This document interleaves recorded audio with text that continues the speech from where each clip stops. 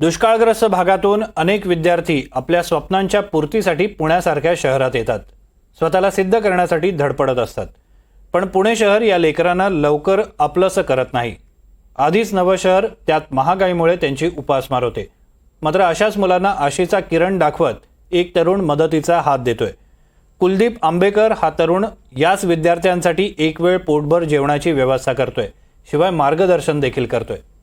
कुलदीप आंबेकरला या लेकरांविषयी कळवळा कधी आणि का आला, पाहूया या स्पेशल रिपोर्टमधनं. पुणे पुरात हिम्मत आणि डोळ्यात खूप सारी स्वप्न घेऊन गावाकडून या शहरात मुलं येतात.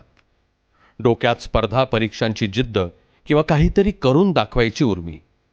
या सगळ्यांचा पहिला संघर्ष होतो तो भुकेशी. आणि त्याचवेळी त्यांना भेटतो 12th फेलमध्ये मनोज शर्माला भेटलेल्या गौरी भैयासारखाच कुलदीप भैया.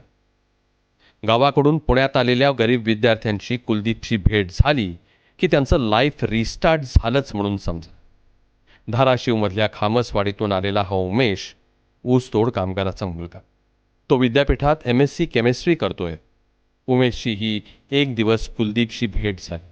फक्त इथे शंकरबाबा मठांची खिचडी एक टाईम मिळत होती. एक टाईमची खिचडी खाऊन मी माझं विद्यापीठातलं शिक्षण करत होतो. त्यानंतर मी सरांना सांगितलं, सर मी फक्त एक टाईम खिचडी खातो आहे आणि त्या खिचडीवरच माझं सुरू आहे.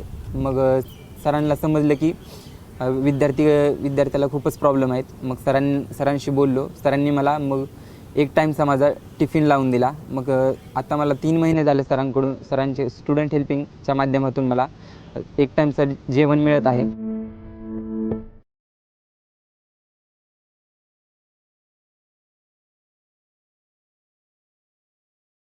कुलदीपला आई वडिलांच्या हातातला कोयता सोडवायचा आहे. कुलदीपच्या हेल्पिंग हँडची मदत मिळाल्यानंतर आता स्वप्न पूर्ण होतील याची उमेशला खात्री आहे. आई वडिलांना खूप कष्ट आहे. त्यांच्यासाठी काय करायचं? मला आई वडिलांचा कोयता बंद करायचा. काय व्हायचं स्वप्न?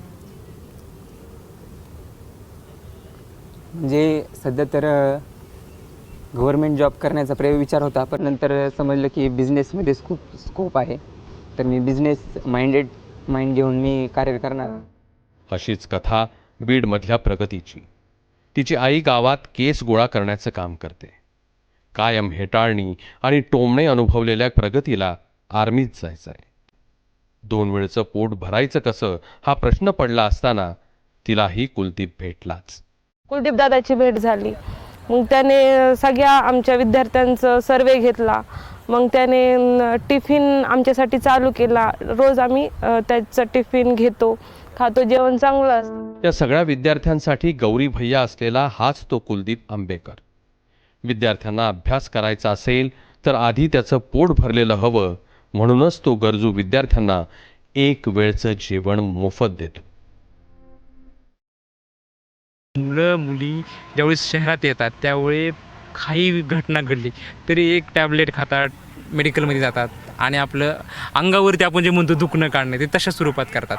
आणि हे हेल्थ चेकअपनी असं झालं की ज्यावेळेस मी यांचे रिपोर्ट बघितले तर रिपोर्टमध्ये बऱ्याचशा गोष्टी धक्कादायक डॉक्टरने सांगितलं की या मुलांमध्ये जे खरे प्रथिने असतील, घटक जे असतील, त्यांना जे गरजेचे आहेत ते गरजेचे घटक त्यांच्या शरीरामध्ये आता दिसत नाही. तर ते जेवताना काय जेवतायत, नाश्ता करता येत का, तर त्याच्या नाश्त्यामध्ये काय असतं तेवढं दिसल्यानंतर हे मुलं बहुतांश मुलं नाश्ताच करत नाहीत. मुलं एक टाईमच जेवण करतात, वडापाव मिसळ असे स्नॅक्स खातात. त्यामुळे ह्यांच्या आरोग्यावर खूप मोठा विपरीत परिणाम होतो.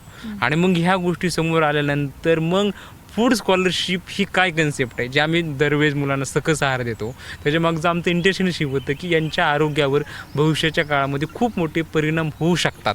तर त्यासाठी त्यांना सकस आहार देणं खूप गरजेचं आहे. कुलदीप मूळचा धाराशिवमधल्या भूमचा. स्पर्धा परीक्षांची तयारी करण्यासाठी पुण्यात आला होता. परिस्थिती इतकी वाईट की परीक्षा शुल्क भरायलाही पैसे नव्हते. पुण्यात एका बसमधून प्रवास करताना कुलदीप खाली उतरला आणि त्यानं एक निर्णय घेतला. 2014 नंतर मी डिग्री घेतल्यानंतर पुण्यामध्ये MSc केमिस्ट्री करण्यासाठी आबासाहेब गरवारे कॉलेजला आलो होतो. आणि आबासाहेब गरवारे कॉलेजला मी ॲनालिटिकल केमिस्ट्री पूर्ण केली. ते करत असताना मी सायमल्टेनियसली कोचिंग क्लास, खाजगी कोचिंग क्लासकडे स्पर्धा परीक्षेचा अभ्यास करत होतो. आणि ते करत असताना एक नुकतीच म्हणजे मराठवाडा आणि दुष्काळ हे काय मराठवाड्याच्या सर्व जनतेला 5वीलाच पुणेला आहे, हे नवीन काही नव्हतं. परंतु त्याच्या व्यक्तिगत झाडा मला अशा पोचल्या की माझ्याकडे जी परीक्षा शुल्क येणार होती ती परीक्षा शुल्क येताना खूप उशीर झाला आणि माझी फॉर्म भरायची डेटच गेली आणि मग मी इतरांकडून पैसे घेऊन पण मला ते फॉर्म भरता आला नाही आहे. आणि माझं असं एक लक्षात आलं की बाबा माझ्यासारखे पुण्यामध्ये येणारे जे विद्यार्थी आहेत ते किती असतील, त्यांची काय संख्या असेल. आणि त्यावेळी स्पर्धा परीक्षेचा अभ्यास करत असल्यामुळे माझं हे लक्षात आलं की बाबा आपण नुसतं अधिकाऱ्यांची स्वप्न बघतो, हे व्हायचं ते व्हायचं बघतोय, पण आता आपल्या सध्या खरी जी नीड आहे ते आता परीक्षा शुल्क भरून आपल्याला पुढच्या ज्या गोष्टी आहेत ज्या काय असतील, जॉबच्या असतील, कॉलेज पूर्ण करायचे असतील, ते आपण पूर्ण करणं पहिल्याला प्रायोरिटी देणं गरजेचं आहे. MSc LLB झालेल्या कुलदीपनं अनेक ग्रामीण आणि गरजू विद्यार्थ्यांचा आधार व्हायचा निर्धार केला आहे. सयाजीराव गायकवाड शिष्यवृत्ती योजना म्हणून आहे की जे खुल्या प्रवर्गातले म्हणजे विशेषतः कुणबी आणि मराठा समाजातले विद्यार्थी परदेशात उच्च शिक्षणासाठी जावे यासाठी 75 विद्यार्थी मागच्या वर्षापासून राज्य सरकार पाठवतं. पण ह्या ज्या जाहिरातीच कधी येतात, त्यासाठी काय पूर्वतयारी करावी लागते, तिकडे प्रवेश QS रँकमध्ये कसा घ्यावा लागतो, त्याचे डॉक्युमेंट्स काय, ट्रान्सक्रिप्ट कधी काढायचे, ह्या ज्या गोष्टी असतात ना ह्या क्रिटिकल असतात, ह्या मुलांना माहिती नसतात. तर ह्या सगळ्या गोष्टी आम्हाला त्यांना मार्गदर्शन करतो. त्या स्वरूपाची बार्टी नावाची एक संस्था आहे, डॉक्टर बाबासाहेब आंबेडकर प्रशिक्षण आणि संशोधन संस्था. ती फक्त SC विद्यार्थ्यांसाठी काम करते. TRT नावाची संस्था आहे जी फक्त आदिवासी विद्यार्थ्यांसाठी काम करते, प्रशिक्षण आणि संशोधन संस्था आहे. ह्या संस्थेची माहितीच नाही. कुलदीपच्या स्टुडंट हेल्पिंग हँडनं आजपर्यंत अनेक अधिकारी घडवलेत. तेच आता स्टुडंट हेल्पिंग हँडच्या पाठीशी ठामपणे उभे राहतात.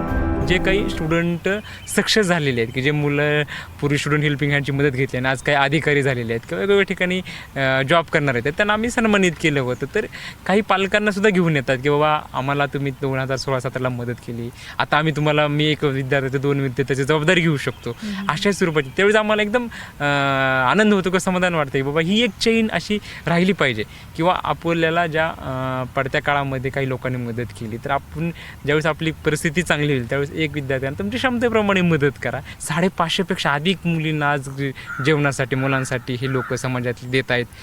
200पेक्षा अधिक मुलींची त्यांची फीसुद्धा त्यांनी भरलेली आहे. अनेक लोक असे पुढे येतात की आम्ही तुम्हाला मदत देऊया. मला तेच वाटतं की स्टुडंट हेल्पिंग हँडचं तर वेगळेपण काय असेल तर लोक उत्स्फूर्तपणे पुढे येत आहेत, मदतीसाठी पुढे येत आहेत आणि आम्ही त्या इतक्या प्रामाणिकपणे ते करतो आहे. म्हणजे आमच्या संस्थेकडं कुठलंही ऑफिस नाही आहे, कुठले असे महत्त्वाचे राजकीय लोकांच्या आमच्याकडे मदतीचा ओघ नाही आहे. व्यक्तिशः देणारी संख्या खूप मोठी आहे. आणि कुलदीप सारख्याच तरुणांमुळे भविष्यात मनोज शर्मा होऊ पाहणाऱ्या अनेक तरुणांना लाईफ रिस्टार्ट करण्यासाठी बळ मिळाले.